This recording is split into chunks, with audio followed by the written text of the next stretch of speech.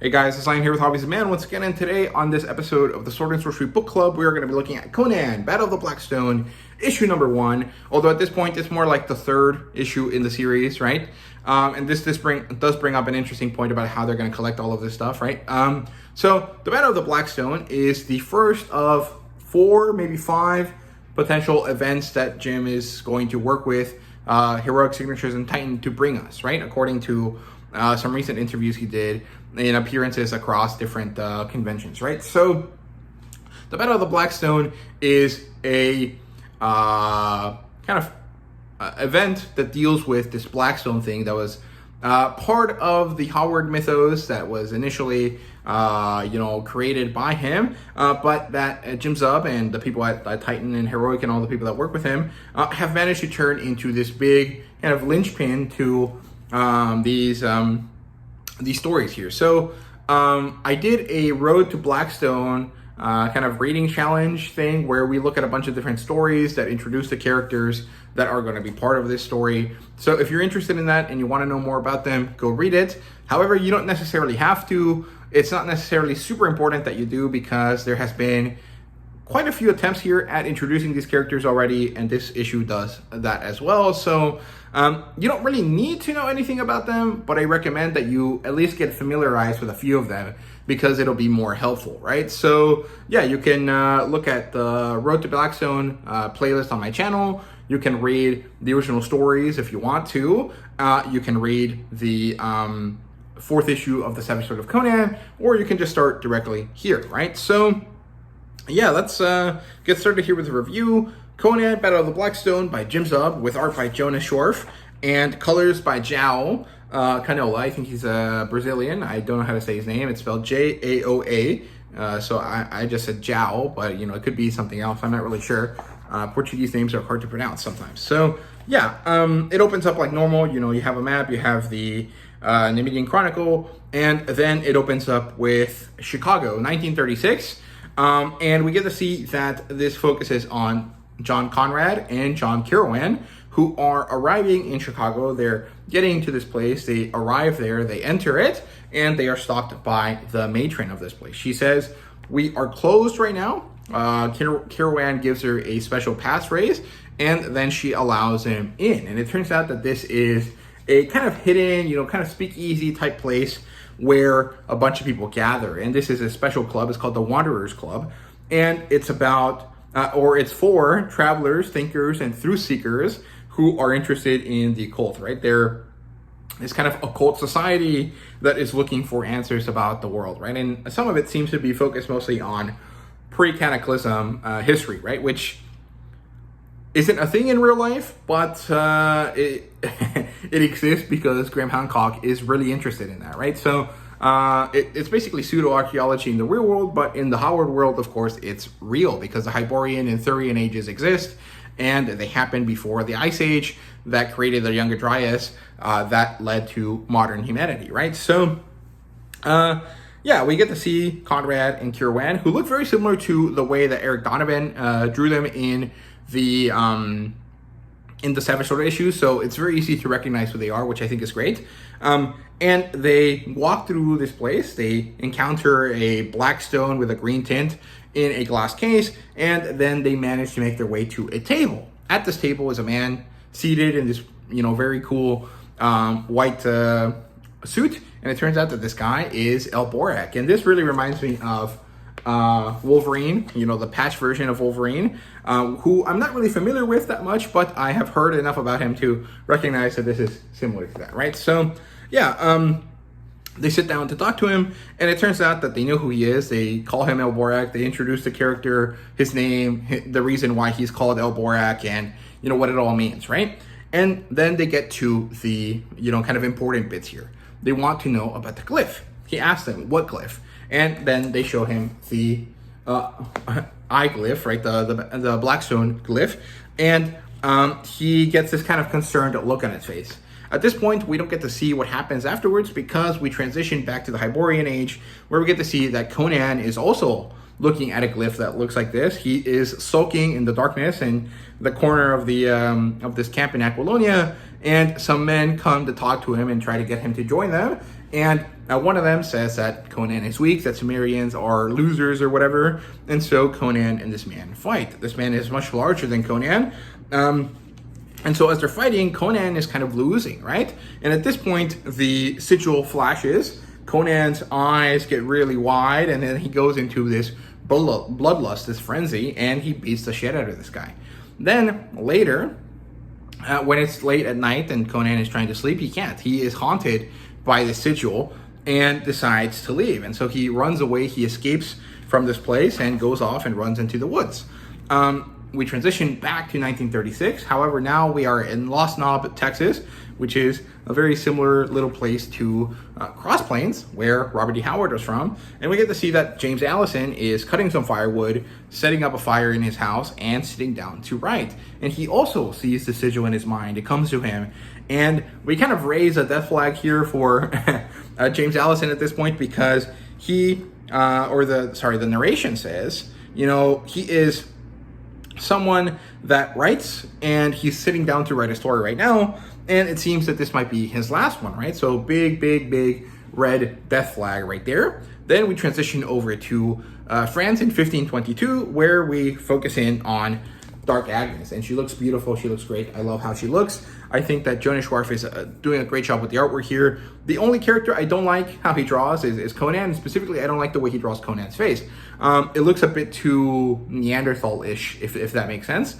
It's not my favorite, but every other character looks amazing. And I actually think that Conan himself looks good. It's just like, I don't necessarily like the way that his features look, right? So, yeah, but returning to the story, we get an introduction here very briefly to Dark Agnes. And basically, the introduction is she's an angry woman. She's kind of tired of battle right now, and she doesn't even know what's going on. But she sees the sigil. She is haunted by it as well. Transition over to Dolmaz in Africa, West Africa, I think. And it's 1584, so I guess he wouldn't be 16th century. He'd be... actually, he would be 16th century, right? That's how centuries work. It's one ahead of the number. I don't know. I can't remember, but whatever. It doesn't matter. Then we get to see him that he's praying to this cross on a tree. He is fervent in his mission to God. He grabs his pagan cat-headed staff, and he also sees the sigil of the Blackstone, and it's the mark of the devil according to him. And he walks off into the distance through Africa. We transition back to 1936. We're back in Chicago, and we get to see that Elborak is trying to not speak about the sigil. He doesn't want to talk to Kirwan and Conrad about it, but they push, they beg, they scrape, they force him to say stuff about it. And he's like, are you sure? I don't really want to talk about this. I don't think it's good. It's not meaningful. It's scary, right? And he tells them, once you know about it, you will see the sigil in your mind's eye. You will always see it. It will always follow you. It will always haunt you. There is no way to get away from it. And as he's saying this, we transition over to James Allison, who is, smoking a cigarette and writing.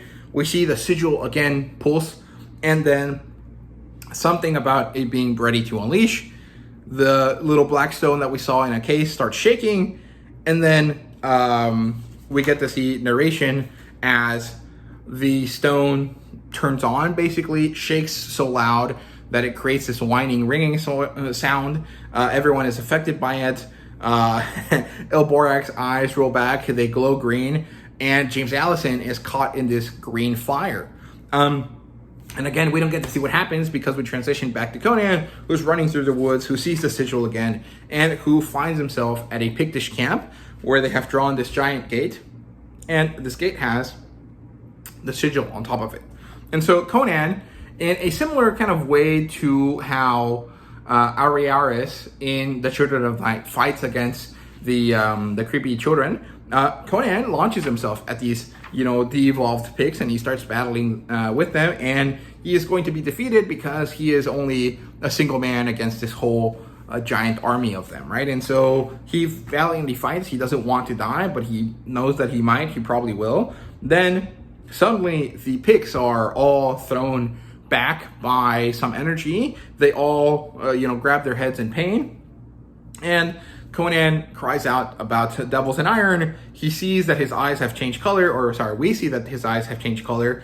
the sigil has turned a bright green, and then Conan sees this man in flames being vaporized, which is awesome looking. Like, look at that. That's so cool. And of course, this man is James Allison. And as he's vaporizing, he is throwing his self, I guess, across time and space. And so Conan hears him. Conrad and Carawan hear him. Elborak hears him. Solomon Kane hears him. And of course, Dark Agnes hears him. And it seems like they all see the apparition of him vaporizing. They don't know what the hell's going on, but this is where the story ends. And it's going to be continued later on, of course. And I'm very, very excited to have this. Was a great issue. This is a nice cliffhanger here to end the story. But at this point, I'm just like excited for more. I want more really, really badly. I think that this was a great start to the issue because it doesn't force you to know everything that's been going on so far. This is a great jumping on point. You don't really need to know anything beyond, what's in this book, but it does help if you have more knowledge, if you read some of the stories before, if you read the main storylines going on in the comic books, if you've read The Savage Sword of Conan issue 4, it helps a lot. But it's not necessarily important that you have done it. It's just, helpful, right? So, my thoughts on this story are as follows. I think this is a great, kind of moment to do this because it's, this idea of across time and space and the multiverse and all of this stuff, connected universes is very much in the zeitgeist. So Jim and company have done a great job at providing this to us, right? The fact is that because it's Conan and it's these more savage characters, it's a bit different. And so it's not, what's the word? Blasé. It's not boring, right? This is an exciting take on this kind of shared universe stuff that has been so prevalent lately, right? So I think that they did a great job choosing this sort of interconnected story across time and space. It's a much better take on this concept than Jim has done previously. I think the Serpent War has a very similar feel in this first issue, but it's much better handled here. Where in the previous one, it felt very quick. This feels like you need to breathe. You need to let it happen. And there's a lot of setting building that is being created. There's a lot of time being spent here, and I really appreciate that. I think that's much better done. I'm very excited about where it goes. My concern primarily deals with the fact that I'm not sure how they're going to collect this, because the aspect ratio of the Savage Sword is different from the aspect ratio of a normal comic book, right?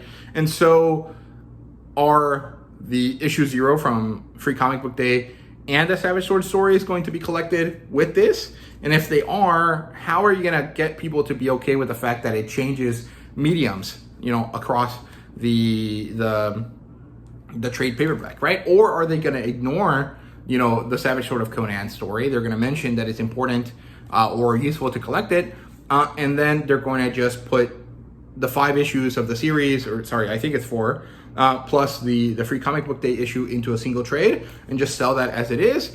Or how are they going to do it? Because I think that it's important to keep the Savage Sword stuff in with the series. I just think that, it kind of sucks that it's going to be different, right? Because there's no way to fix that.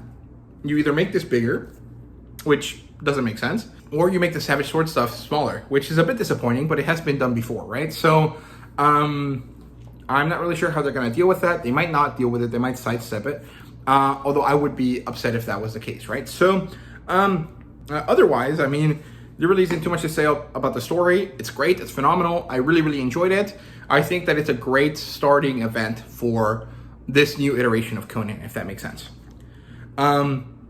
Following the story, we have an essay, by Jeffrey Shanks.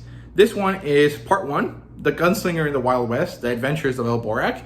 And we get a little excerpt here from The Lost Valley of Iskandar. Iskandar is Alexander. That's what Turkish people call him, I think. And this is just a kind of introduction to Francis Gordon, right? To Francis Xavier Gordon, aka Frank Gordon, aka Elborak.